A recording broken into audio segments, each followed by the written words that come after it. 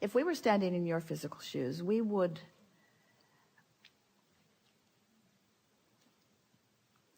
decide to be lazy. We're reaching for the perfect word. We would decide to be lazy for a little while. Because in your giving yourself permission to be lazy, you're giving yourself permission to allow your grid to fill in with everything that you've already chosen and put into your vortex.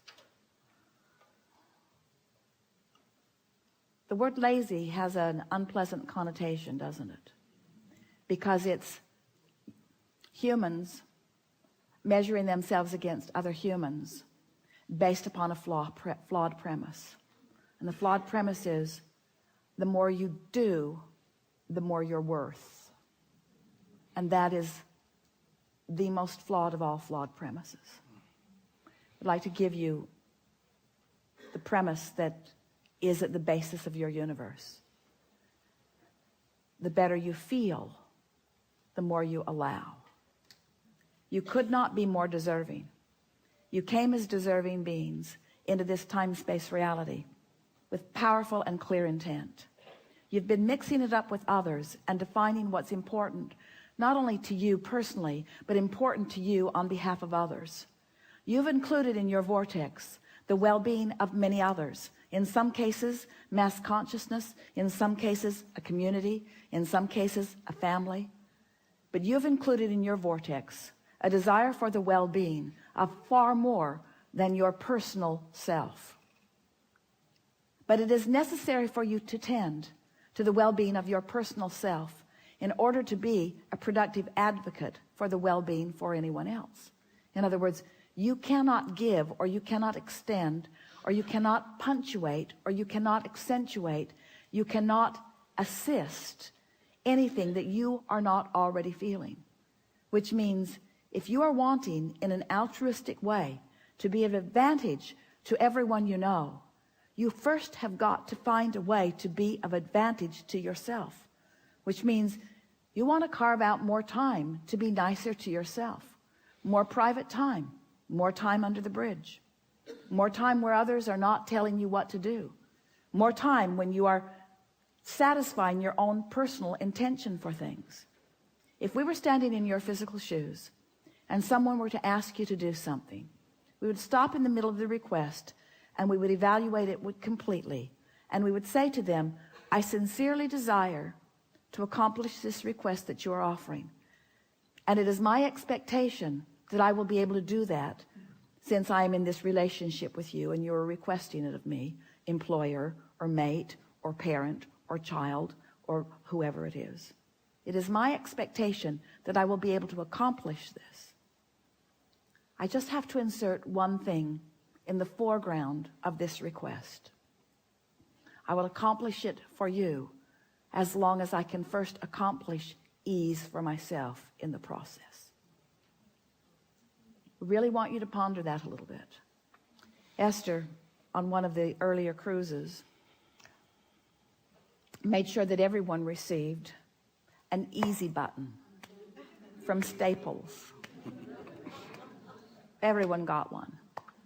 And Esther found a box of them in the attic the other day, and she spread them all around her house because she wants to amplify the ease of things, not the hardness. She wants to no longer justify the well-being that flows to her by pointing out how hard she's working in relationship to others.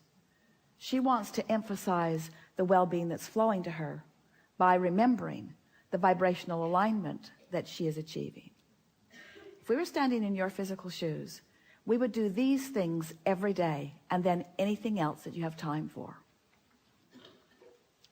We would meditate for 15 minutes every day, which means we would quiet our mind with the simple intention of allowing our cork to float. We would go outside no matter what the weather, and we'd move around in it in appreciation of this planet. We would look up and around, and we would find things to acknowledge, and we would talk about them right out loud. Esther walks through her gardens and says to everything, you are my favorite. You are my favorite.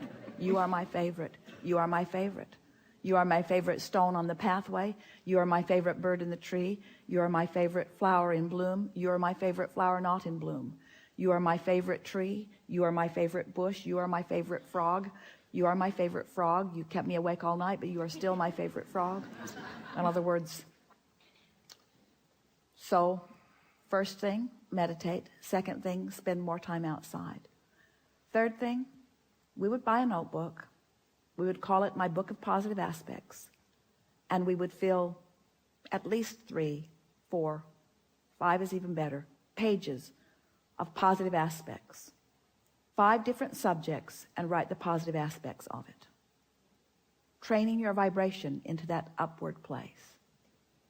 And then there is one last thing that if we were standing in your physical shoes, we would do every single day.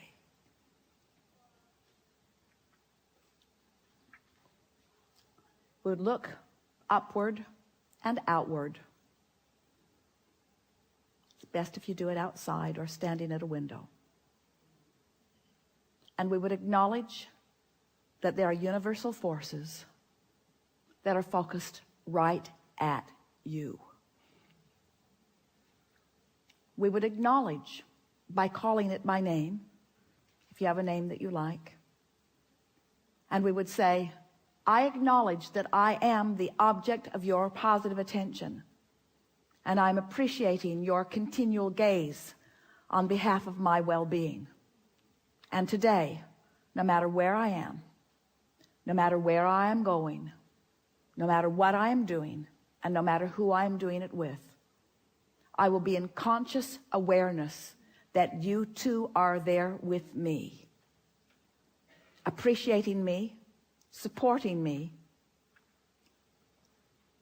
assisting me, acknowledging me, inspiring me,